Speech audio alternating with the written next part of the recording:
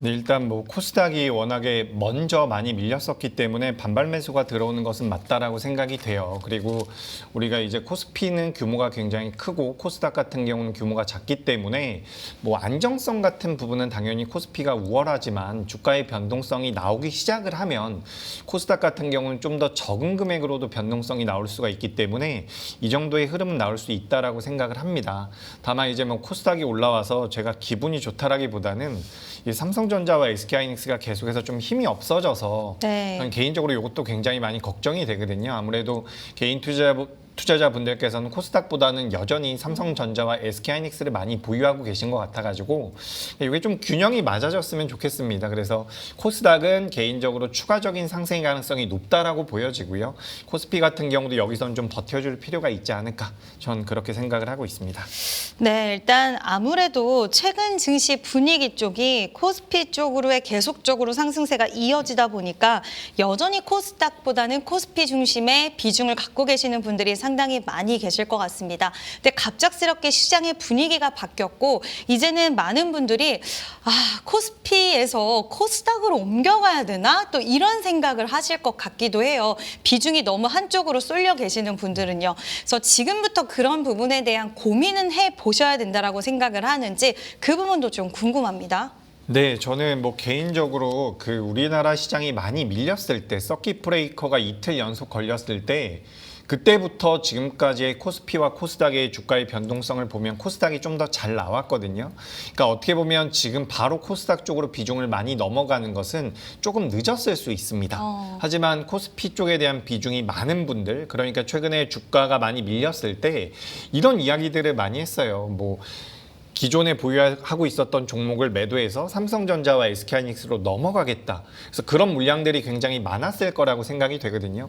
그런 상태에서 지금 삼성전자와 SK하이닉스에 대한 비중이 너무 높다면 저는 코스닥은 조금 늦은 것 같아도 일부는 넘어가실 필요가 있다는 생각이 듭니다. 그러니까 이게 참 어려운 거예요. 왜냐하면 우리나라에서 삼성전자와 SK하이닉스가 만들어내고 있는 매출과 영업이익과 이들이 가지고 있는 성장성과 안정성을 고려해 본다면 어떻게 감히 삼성전자와 SK하이닉스를 매도하고 다른 종목으로 넘어가겠습니까? 하지만 주가라는 게 그렇게 뭐 논리적으로만 움직임을 보이지는 못하기 때문에 코스닥 쪽에 대한 관심도 저는 필요하다라는 말씀을 다시 한번 드리고 싶고 지금 내가 코스닥 쪽에 대한 비중이 아예 없다면 뭐 5%라도 10%라도 조금은 가보실 필요는 있다라고 생각이 돼요. 다만 뭐 말씀드렸던 것처럼 이제 실적 밸류로 하는 것에 우리가 기한다면 코스닥이 굉장히 매력적이라고 보긴 어렵거든요. 그래서 만약에 내가 코스닥을 좀 저 사람 말 들어보니까 코스닥도 좀 보고 싶어라고 생각이 돼서 매매를 해보신다면 전 지수 ETF도 한 번 정도는 고민해 보시는 게 좋을 것 같습니다. 그러니까 너무 한쪽으로 쏠려 있다라고 한다면 시장의 분위기가 확확 바뀔 때 좀 소외감을 느낄 수밖에 없는 게 현실인 것 같습니다. 삼성전자, SK하이닉스 워낙 훌륭한 기업이고 앞으로에 대한 부분들 부정적으로 보지는 않으시지만 그래도 시장의 분위기와 수급이 이쪽으로 간다라고 한다면 너무 코스피 쪽에 쏠려 계시는 분들은 일부는 소액의 비중이라도 옮겨보시는 전략 말씀해 주셨고요. 나는 종목 선택 어렵다 하시는 분들은 ETF, 지수 ETF 관련돼서도 언급해 주셨으니까요. 이 부분 참고해 주시면 좋을 것 같습니다.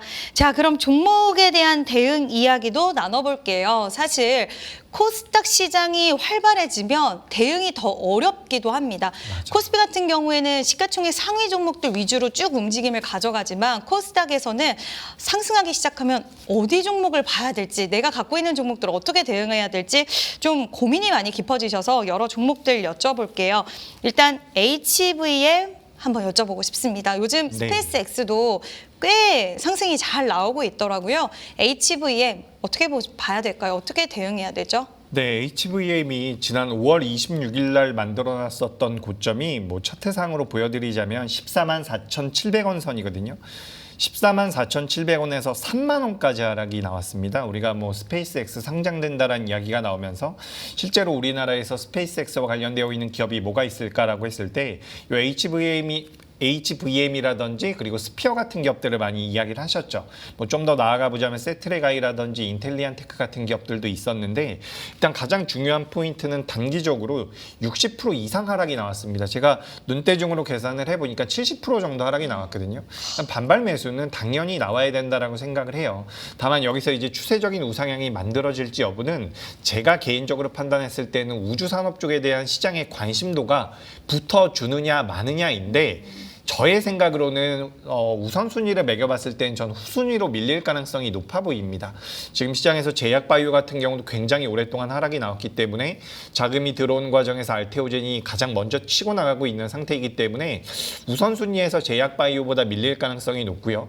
지금 뭐 로봇주들 같은 경우도 사실 제약바이오 움직임이 나오기 전에 먼저 한번 움직임이 나왔기 때문에 제약바이오 다음에 후순위를 따져본다라고 하더라도 전 로봇 쪽이 좀 더 우선순위에 놓이지 않을까라고 생각을 하고 있습니다.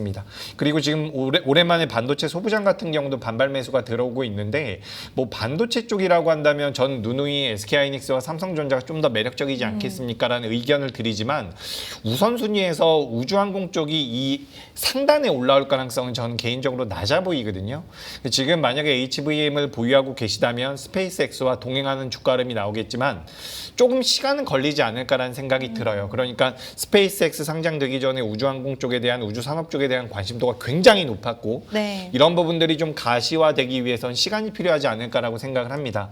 그래서 보유하신 분들은 추가 반등을 노려보겠지만 만약에 신규 매수로 고민을 한다면 저는 철저한 분할 매수의 관점이고 우리가 이걸 좀 시계열을 잘 고민을 해봐야 돼요. 우리가 지금 뭐 AI 쪽에 대한 내러티브가 붙는 쪽만 하더라도 뭐 챗GPT 같은 LLM 쪽에 대한 모멘텀들, 그다음에 에이전틱 AI에 대한 모멘텀들, 그다음에 이제 피지컬 AI 쪽으로 넘어간다면 우주항공 쪽 같은 경우는 그 후순위로 밀릴 가능성이 좀 높아 보이거든요. 그래서 아주 내가 중장기적으로 우주 산업에 대한 성장성을 보고서 투자를 하겠다라고 한다면 HVM도 어떻게 보면 굉장히 매력적인 기업이지만 뭐 연말까지 보겠다라고 한다면 우선순위에선 조금 밀리지 않을까 저는 그렇게 생각하고 있습니다. 네, 일단 연말까지를 생각한다라고 한다면 사실 우주항공 섹터가 매력이 없다라고 볼 수는 없겠지만 좀 후순위가 될 가능성이 있다라고 해주셨고 워낙 좀 더 매력적이라고 볼 수 있는 그런 섹터와 종목군들이 또 하락이 같이 나왔기 때문에 말씀을 해주시는 것 같아요.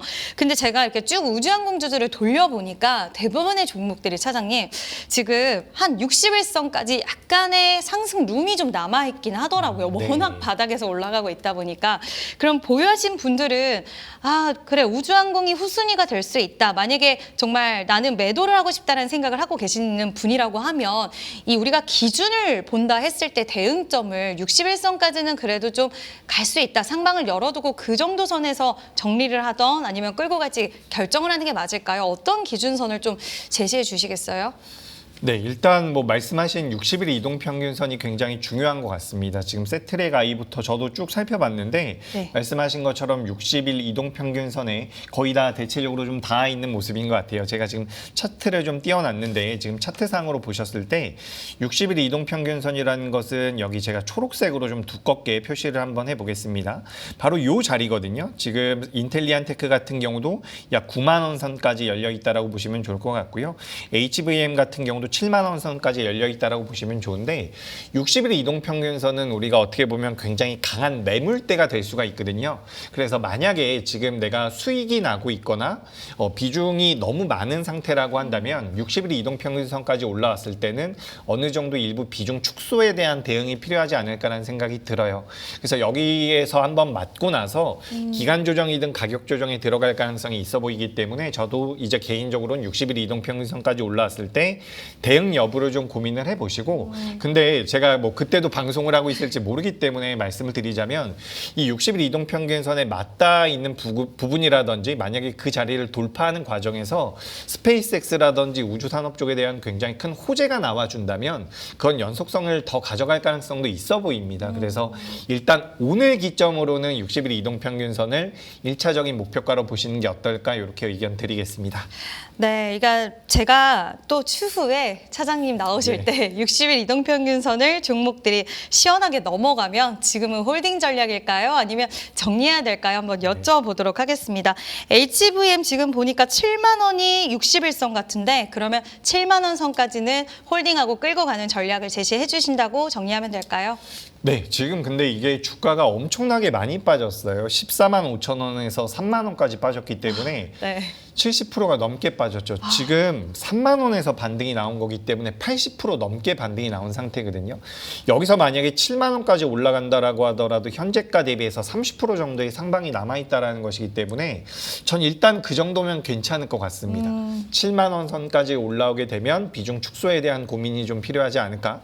다만 지금 만약에 내가 수익이 20% 이상 나고 있다면 저는 뭐 너무 강홀딩보다는 수익이 나고 있다면 일부의 비중 축소도 고려해 보시면 좋을 것 같다라는 의견 드리겠습니다. 네, 일단 HVM에 대해서 꼼꼼한 전략 세워주셨으니까요. 참고하셔서 대응하시면 좋을 것 같습니다. 자, 다음은 화신도 여쭤볼게요. 일단 오늘 거래량이 빵빵 터져주지는 않고는 있는데 오늘 보니까 현대차를 비롯해서 지금 현대차 그룹의 로봇 관련된 밸류체인 기업들이 좀 시세를 보이는 양상들이 나타나는 것 같습니다. 일단 그 안에서 여러 가지 종목들이 있겠지만 화신에 대한 이야기도 조금씩은 나오고 있는 것 같은데 혹시 보유하고 계신 분들 어떻게 대응해야 될까요? 이런 기업들은 사실 지금 거래 대금이 굉장히 적기 때문에 지금 현재 거래가 되고 있는 상황에서 9시에 개장을 했죠. 지금 11시 13분이니까 2시간 13분 정도 지났는데 2시간 동안 매수와 매도가 된 물량들이 한 13억 정도가 되거든요. 뭐 어떤 큰손 투자자가 2억 가지고 매수했다 매도했다 이거 몇 차례 하면 13억 정도의 거래 대금이 나옵니다.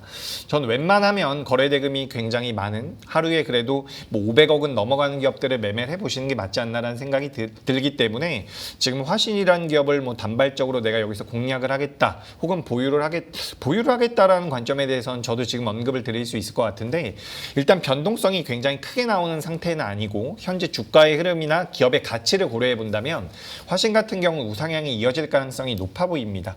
뭐 방금 전에 말씀을 해주셨던 것처럼 우리나라에서는 대표적인 자동차 부품주로 알려져 있거든요. 근데 자동차 부품주들 앞서 말씀하셨던 것처럼 현대 기아 쪽으로 납품을 많이 하고 있는 기업인데 현대차 그룹 같은 경우도 지금 자동차 완성차에 대한 밸류는 거의 다 받았다라고 생각을 하고 있고 저는 개인적으로 3년 후라든지 5년 이렇게 시간이 좀 지나가면 자동차 밸류는 크게 의미가 없을 거라고 생각을 하거든요. 결국에는 로봇 쪽에 대한 밸류가 현대차 그룹에 어떤 식으로 반영될지가 관건이라고 보여지는데 그런 과정에서 현대차 기업 그룹에다가 납품을 하고 있었던 화신이라든지 성우하이텍이라든지 이런 기업들 같은 경우는 로봇 밸류가 어느 정도 향후 따라올지에 대한 관심이 좀 필요하다라고 생각을 합니다. 지금 이 기업 같은 경우는 시가총액이 2천억밖에 안 되는 기업이에요. 시가총액이 2천억밖에 안 되는데 연간 영업이익이 1,000억이 넘어가는 상태거든요. 이런 기업들은 현금의 잉여 현금 흐름 이번에 뭐 우리 캐펙스 투자한다라고 하면서 많이 공부를 하셨을 텐데 기업이 일을 해서 많이 벌어들이고 있는 돈을 영업 현금 흐름이라고 한다면 거기서 이제 뭐 캐펙스 투자를 빼고 나서 남는 현금이 있습니다.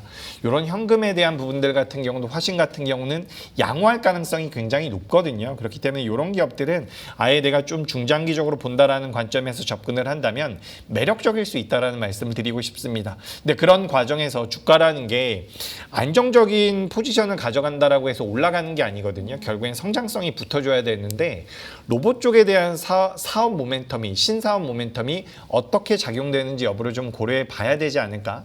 그래서 저의 의견은 화신은 좀 더 끌고 간다면 당연히 홀딩의 관점이고 그 홀딩의 관점에서 가장 중요하게 우리가 체크를 해봐야 되는 것은 로봇 쪽에 대해서 어떻게 이 기업에서 청사진을 그려가느냐 그리고 실제로 숫자가 언제쯤 찍힐 수 있느냐 이 부분이 아닐까 이렇게 의견 드리도록 하겠습니다. 네, 일단 화신은 중장기적으로 가도 매력적인 기업이다. 왜냐하면 캐시카우를 잘 깔고 있고 잉여 현금 흐름에 대한 모멘텀이 있기 때문인데요. 비슷한 것 같습니다. 뭐 SL, 화신, 성우하이텍 이런 종목들 비슷하게 다 수익은 굉장히 현금성 자산은 잘 만들어내고 있는데 현대차가 일단 앞단에서 로봇에 대한 밸류 관련돼서 지금은 좀 길을 찾는 과정이다 보니까 관련된 기업들도 좀 비슷한 현상을 보여주고 있다. 그래서 중장기 합리적인 시각이 좀 더 유리할 수 있겠다라고 해주셨고요. 신규 접근 고민하시는 분들은 거래량이 좀 들어올 때가 더 좋은 타이밍 될 수 있다라고 해주셨으니까 참고해 주시면 좋을 것 같습니다. 네, 다음은 이 종목으로 넘어가 보도록 합니다. D&D 파마텍인데요. 일단 제약바이오가 오늘 분위기가 좀 확실히 강하다라는 생각을 지울 수가 없는데 참 주식시장이 어렵다라고 많은 분들이 느껴지실 만한 게 얼마 전까지만 해도 제약바이오 끝난 것 같은 느낌이 많이 들 정도로 진짜 고전을 면치 못하다가 지난주부터 알테오젠이 기지개를 확실히 펴주기 시작했고 오늘도 두 자릿수대 상승세 나옵니다. 그 안에 D&D 파마텍도 좀 보고 싶은데 D&D 파마텍은 지난주에 급락이 갑작스럽게 나왔었어요. 근데 오늘 또 시세 흐름이 강하게 나오면서 보유하신 분들 좀 혼돈이 되실 것 같아요. 이거 어떻게 해야 되지? 어떻게 대응해야 될까요? 네, 뭐 제가 D&D 파마텍 대표는 아니기 때문에 정확하게 뭐 이게 무조건 좋습니다, 무조건 나쁩니다라고 말씀을 드리긴 어렵지만 지난주에 이제 그들이 이제 화이자를 통해 가지고 비만약 개발을 하고 있었던 부분이 있는데 예를 들어 가지고 상품이 1, 2, 3 세 가지가 있었다라고 한번 해봐요. 근데 화이자 쪽에서 생각을 했을 때는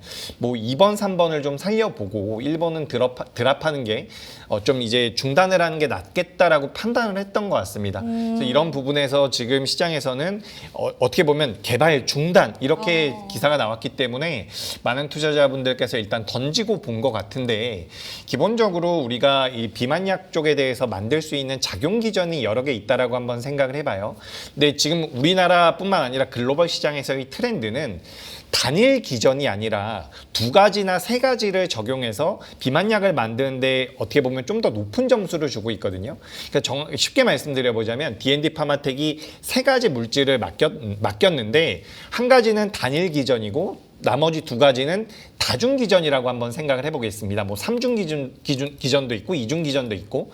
근데 지금 시장의 트렌드가 단일 기전을 이용하지 않는다라는 거예요. 그렇다면 화이자 입장에서는 세 개의 물질 중에서 단일 기전을 드랍할 가능성이 굉장히 높은 거죠. 근데 이 부분에 대해서 시장에서는 개발 중단이라는 내용이 나오면서 굉장히 주가의 흐름이 안 좋게 나왔었는데 저는 뭐 당시에도 비슷한 방송에서 말씀드렸던 것 같아요. 제가 느끼기에는 큰 악재는 아닌 것 같습니다. 근데 지금도 저는 그게 맞다라고 생각을 하거든요. 그래서 이제 제약바이오 같은 경우는 우리가 이걸 연구하고 공부하는 데 있어서 굉장히 어려움이 있기 때문에 다수의 투자자분들께서 이 디테일한 내용들을 잘 모르는 경우가 많거든요. 그래서 투심으로 인해서 변동성이 많이 나오고 있는데 저는 개인적으로 D&D 파마텍 같은 경우는 이들이 가지고 있는 가장 중요한 플랫폼이 오랄링크라고 하는 플랫폼인데 거기에 대해서는 여전히 같이 협업을 하고 있는 부분들이 있거든요. 그래서 이 부분들에 대해서 고려를 해본다면 저는 추가적인 반등 가능성이 있지 않을까라는 생각이 들어요. 다만 우리가 제약바이오 기업들이라든지 이렇게 바이오 플랫폼 기업들 같은 경우는 재무제표가 너무 안 좋은 부분들이 있기 때문에 초보 투자자분들께서는 만약에 매매를 해보고 싶다면 비중을 극단적으로 줄이셔도 좋고 이런 종목군들이 좀 부담이 된다면 오늘은 좀 약세를 보이고 있지만 삼성바이오로직스라든지 셀트리온 같이 돈을 벌고 있는 기업들도 괜찮습니다. 그리고 ETF도 괜찮고요. 저는 개인적으로 제약바이오의 이런 변동성이라든지 성장성을 굉장히 높게 생각을 하거든요. 물론 우리가 지난달까지 제약바이오가 너무 안 좋은 모습을 보였을 때 제약바이오 진짜 망한 게 아닐까라고 생각을 하지만 주식시장에 오래 있었던 사람의 입장으로서 말씀드려보자면 결국에 제가 10년 후에 20년 후에 좀 오래 살고 싶고 건강하게 살고 싶다면 제약바이오 쪽에 대한 투자는 이어질 가능성이 높아 보이거든요. 사람의 건강과 관련되어 있는 부분이기 때문에 저는 제약바이오 업종에 대한 공부도 한번 해보시고 D&D 파마텍뿐만 아니라 뭐 알테오젠이라든지 이런 기업들도 변동성이 잘 나오고 있기 때문에 전 여전히 우상향은 좀 더 이어질 가능성이 높아 보입니다. 근데 이게 이제 제가 가장 죄송하다라기보다는 좀 그런 게 이 실적 밸류로 봤을 때는 엄청나게 좋다라는 말씀을 드리기가 좀 어려워요. 근데 또 반대로 생각을 해보면 제약바이오 기업들이 언제 실적을 기반으로 올라갔을까 한다면 그건 또 아니거든요. 그래서 성장성에 대한 투자를 한다면 제약바이오 쪽은 저는 매력적이지 않나 이렇게 의견 드리겠습니다. 네, 확실히 성장성에 대한 그런 모멘텀과 매력도는 충분한 쪽이다라고 말씀해 주셨고, D&D 파마텍은 지난번에 하락세가 나왔을 때 좀 과도한 하락이었다라고 말씀도 해 주셨습니다. 일단 보유하는 부분에 있어서는 좀 긍정적인 시각 열어두시는 것 같고요. 다만 제약바이오 워낙 또 까다로운 섹터이다 보니까 비중에 대한 부분들 고민해 보실 필요 있고, 또 꼼꼼하게 공부하면서 가야 되는 섹터다라는 의견까지 들어봤습니다. 자, 그럼 D&D 파마텍 지금 주가 흐름을 보니까요. 지난번에 하락을 잘 딛고 21선에 딱 안착을 해줬어요. 오늘 21선 안착해줬으니까 우리 한 어느 선까지 봐요? 거의 다 61선이 항상 기점이 되는 것 같다라는 생각이 드는데, 역시나 D&D 파마텍도 61선 8만 원 선까지는 아직 여력과 룸이 좀 남아있거든요. 이렇게 잡아야 될까요? 기준점? 네, 일단 굉장히 어려운 질문이고요. 일단 제가 느끼기에는 이 기업 같은 경우는 8만 원 선까지 만약에 주가가 올라가면 네. 제 생각에는 더 올라갈 가능성이 높습니다. 아, 오히려 더 올라갈 가능성이 높기 때문에 저는 뭐 소량의 물량을 가지고 계시다면 홀딩이 맞지 않나라는 생각이 들어요. 다만 제가 이렇게 말씀드린다라고 해서 무조건 보유한다라기보다는 사실 이제 우리가 주식 투자를 하는 것은 원래 기본적으로는 주주가 되는 것이거든요. 기업이 운영을 잘해서 그에 따른 배당도 받을 수가 있는 거고요. 근데 아마 우리 방송을 시청하시는 대다수의 투자자분들은 시세 차익을 목표로 하실 겁니다. 근데 시세 차익을 목표로 하면서 주식 투자를 한다면 가장 중요하게 생각을 해야 되는 것은 손실이 날 때 어느 정도 손실이 날 것인지, 그와 반면에 수익이 날 때 어느 정도의 수익 구간이 열려 있는지 부분에 대한 고민인데, 지금 D&D 파마텍 같은 경우는 어떻게 보면 굉장히 단순해요. 지금 이 기업 같은 경우는 오늘 시초가가 얼마냐면 59,000원이거든요. 내가 이 기업은 59,000원을 이탈할 때 손절을 할 수 있어 라고 한다면 59,000원을 손절가를 잡고 저는 뭐 8만 원 이상도 노려볼 수 있지 않나라는 생각이 들어요. 그러니까 기본적으로 우리가 주식을 매수할 때 얼마나 올라갈까, 내가 매수하고 나서 이게 상한가 들어가면 얼마가 될까라는 고민들을 많이 하시는데, 그것보다는 지금 손절 라인대가 좀 명확한 기업이라고 저는 생각이 되거든요. 그래서 59,000원대를 손절가로 잡고 들어간다면 전 일단 뭐 말씀하셨던 60일 이동평균선 부근인 78,000원 선까지는 열려 있지 않을까. 요건 이제 저의 사견이니까 요 부분들 참고해 보시면 될 것 같습니다. 네, 일단 말씀해주신 대응 방안들 한번 참고해 보시고요. 추가적인 탄력 나오면 또 시원하게 상방이 열릴 수 있는 가능성도 이야기해 주셨으니까 좀 시원시원한 주가 흐름 기대해 보도록 하겠습니다. 자, 다음은 이 종목 여쭤볼래요. LG그룹주 안에서 로봇과 굉장히 연관성이 있고 또 실적 모멘텀도 있는 기업인데, 주가는 참 답답합니다. LG CNS인데 LG CNS는 뭐 이평선이 거의 다 모여 있는 것 같고, 여기서 뭔가 촉매제가 좀 나오면 주가 반전이 가능하지 않을까라는 생각도 드는데, 주가는 지지부진해요. LG CNS 어떻게 대응해야 될까요, 차장님? 네, 저는 일단 뭐 LG CNS를 지금 보유하고 계시다면 급하게 매도할 상황은 아닌 것 같습니다. 저는 기본적으로 어떻게 생각을 하고 있냐면, 주봉이나 월봉을 한번 봐보세요. 올해 들어서 굉장히 많이 올라왔다가 최근에 조정을 받고 있는 기업들은 저는 개인적으로 좀 부담이 됩니다. 사실 우리가 추세 추종 매매라고 해서 강세를 보이고 있는 기업들, 52주 신고가를 만들어내고 있는 기업들이 더 올라갈 가능성이 평균적으로는 더 높거든요. 그래서 저 같은 경우도 주가가 살아있고 많이 올라가고 있는 기업들을 선호하는데, 최근 이제 우리나라 시장의 전반적인 흐름을 보면 저점대에서 조정을 많이 받고 올라오는 기업들의 주가 흐름이 좀 더 안정적입니다. 아무래도 6월달, 7월달에 삼성전자, SK하이닉스가 조정을 받았다라고 한다면 다른 업종들 같은 경우는 조정을 좀 더 받았다라고 생각을 하거든요. 그래서 LG CNS, LG 그룹주도 마찬가지고요, 네이버도 마찬가지고요. 젠슨왕 CEO 온다라고 했을 때 전후에서 주가의 낙폭이 굉장히 많이 나온 상태인데, 이렇게 많이 밀린 기업들이 미래 성장성을 가지고 있는 상태라고 한다면 저는 보유가 맞다라고 생각을 합니다. LG CNS 같은 경우는 LG 그룹사들을 통한 시스템 통합 쪽, 우리가 SI라고 이야기를 많이 하는데, 시스템 통합 쪽에서 매출이 안정적으로 나오고 있는 상황이죠. 근데 이 SI 기업들 같은 경우는 기본적으로 안정적인 매출이 나오고 있지만 성장성이 굉장히 결여되어 있거든요. 뭐 삼성그룹주 같은 경우는 삼성 SDS가 있을 테고요. 그리고 뭐 현대차 그룹 같은 경우는 현대오토에버가 있겠죠. 제가 알기로는 우리나라의 이 대형 대기업들, 대형 그룹사들 중에서 요 SI를 담당하고 있는 기업들의 평균적인 PER이 30배 수준으로 알고 있습니다. 28배에서 30배 수준. 현대 오토에버 같은 경우는 50배가 넘어가는 걸로 알고 있거든요. 근데 이 LG CNS 같은 경우는 14배 수준으로 알고 있어요. 그렇다라고 한다면 업종 내에서도 저평가가 되어 있다는 부분이고, 그룹사 내에서의 매출이 안정적으로 나오고 있지만 성장성이 결여되어 있다라고 했잖아요. 근데 이제 AI 쪽에 대한 전환 플랫폼 쪽에 대한 모멘텀들이 붙어준다면 성장성까지 붙을 가능성이 굉장히 높아 보입니다. 시장에 관심을 독자적으로 받고 있는 상태는 아니지만 전 이 LG CNS를 너라면 매수할 거냐 매도할 거냐라고 여쭤보신다면 저는 보유가 맞지 않을까, 이렇게 좀 의견 드리도록 하겠습니다. 네, LG CNS 주가 흐름은 좀 다소 답답한 면이 없지 않아 있기는 하지만 지금 구간에서는 성장성에 대한 모멘텀도 없는 기업은 아니기 때문에 보유하자라고 말씀해 주셨습니다. 자, 그럼 8만 원에 대한 가격 라인 돌파하면 좀 더 열려 있다라고 보면 될까요? 성장성이 있는 기업이니까 보유하신 분들은? 네, 이거 지금 단기적으로 보시는 게 아니라 예를 들어가지고 연말이나 내년 상반기 정도까지 보신다면 저는 이게 산술적으로는 10만 원대까지는 열려 있다라고 생각이 되거든요. 지금 레포트들이 나온 것들을 전반적으로 살펴보면 앞서 말씀드린 대로 우리가 기업들을 분석을 할 때는 동종 업종 중에서 비슷한 사업을 하고 있는 기업들이 벌어들이는 매출과 영업이익과 이 기업들이 가지고 있는 실적을 기반으로 해서 얼마 정도가 적합합니다, 이런 계산이 나오는데, 지금 LG CNS 같은 경우는 제가 대략적으로 계산을 해봐도 12만 원에서 13만 원 정도까지가 나와요. 근데 이거를 고지고대로 믿으시면 안 되고, 저는 이 목표가에서 한 75%에서 80% 정도의 목표가를 타겟팅하면 괜찮을 것 같아가지고 8만 원에서 9만 원 정도로 보시는 게 어떨까라는 생각이 듭니다. 그래서 도파민이 좀 부족한 종목이긴 하지만 조금 보유를 해봤을 때는 그래도 수익 날 가능성이 높은 기업이 아닐까, 이렇게 의견 드리겠습니다. 단기적으로 볼 기업이 아니라는 게 굉장히 키포인트인 것 같고요. 지금 보유하고 계시면 8만 원의 주가를 넘어섰을 땐 좀 더 탄력이 붙을 수 있는 가능성 언급해 주셨으니까 이 부분 참고해 주시면 좋을 것 같습니다.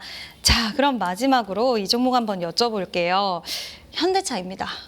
현대차는 많은 분들이 좋은 건 알겠지만 주가가 참 답답하다라고 느끼실 만할 것 같아요. 삼성전자, SK 하이닉스 못 갈 때는 또 같이 못 가고, 그렇다고 그들이 또 강했을 때는 막바지엔 또 소외되는 느낌들도 있었기 때문에 코스닥이 가는 이 증시 상황에도 편승돼서 가지 못하고, 또 코스피가 갈 때도 최근에 못 갔고, 참 답답합니다. 현대차 어떻게 봐야 될까요? 네, 저는 현대차는 좀 자신 있게 말씀드릴 수 네. 있는 것은 저는 홀딩이 맞다라는 생각이 들어요. 신규 접근은요? 신규 접근도 저는 가능해 보입니다. 다만 이제 변동성이라든지 상승할 수 있는 여력을 본다면 전 여전히 코스닥 쪽이라든지 규모가 좀 작은 기업들이 살짝 유리할 것 같은데, 현대차 그룹 같은 경우는 어쨌든 로봇 쪽에 대한 성장 모멘텀이 크게 반영이 안 돼 있어요. 지금 우리나라 현대차가 PER 계속 말씀드려서 죄송한데, 이게 우리나라 기업이 9배에서 11배 수준, 현대차가 9배에서 11배 수준인데 중국 기업뿐만 아니라 이제 완성차 기업들이 12배 정도거든요. 그렇다면 우리나라 기업들이 살짝 저평가가 되어 있는데, 여기다가 이제 로봇 밸류가 붙어준다면 주가는 상방으로 만들어질 가능성이 높겠죠. 다만 이게 그러니까 올해 주식 투자를 하시는 분들께 제가 항상 당부드리는 부분인데, 올해 상반기에는 삼성전자와 SK하이닉스 자고 일어나면 5%씩 6%씩 움직임이 나왔거든요. 대형주들이 원래 그렇게 움직이는 게 아니에요. 그래서 우리가 현대차도 대형주라는 것을 감안을 해본다면 그렇게는 못 움직입니다. 하지만 연말까지라든지 내년까지 본다면 저는 최소 예적금보다는 좋은 수준이 나오지 않을까, 수익이 나오지 않을까라고 보여져서 현대차 그룹뿐만 아니라 현대차는 저는 긍정적으로 생각을 하고 있습니다. 네, 일단 현대차 굉장히 긍정적이다. 보유하신 분들도 당연히 보유 관점, 신규 접근까지도 열어둘 수 있는 구간이라고 말씀해 주셨고요.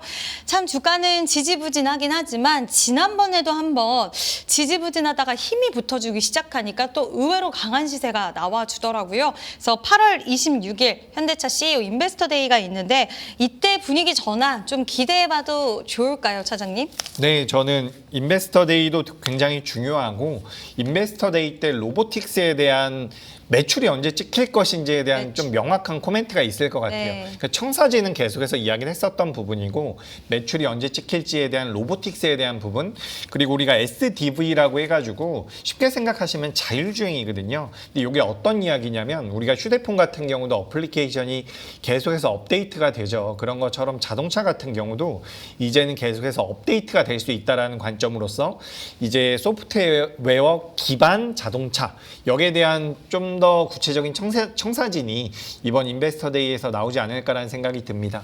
그래서 우리가 2분기 때는 자동차 판매는 나쁘지가 않았는데 실적이 안 좋아졌어요. 뭐 부품사의 공급 차질이 좀 있었던 부분이 있고요. 판매도 이제 믹스는 괜찮았는데 판매량이 좀 줄어든 것도 맞는 것 같거든요. 근데 하반기 때는 이연됐었던 부분들이나 공급 차질에 대한 부분들이 완화가 되면서 본업단에서 이제 고부가 제품들이 많이 팔리고 하이브리드카 쪽이 많이 팔리는 과정에서 로봇 쪽에 대한 모멘텀이나 매출단에 대한 구체적인 수치가 좀 제시가 되면 그때부터는 다시 한번 힘을 낼 수 있지 않을까 저는 그렇게 생각하고 있습니다.